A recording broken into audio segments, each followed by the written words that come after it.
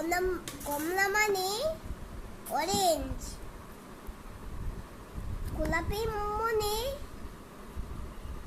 Pink, হলুদ মানে yellow,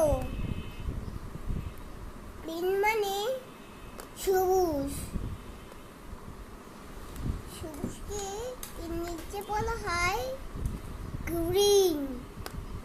night সবুজ, নাইট সবুজকে ইংরেজিতে বলা হয় নাইট গ্রিন। নীল, নীলকে ইংরেজিতে বলে ব্লু, নাইট ব্লু। নাইট নীল, নাইট নীলকে এসে বলে নাইট ব্লু। ইংরেজিতে দ্বীপগুলোকে এসে বলে দ্বীপ নীল। কালো নীলকে এসে বলে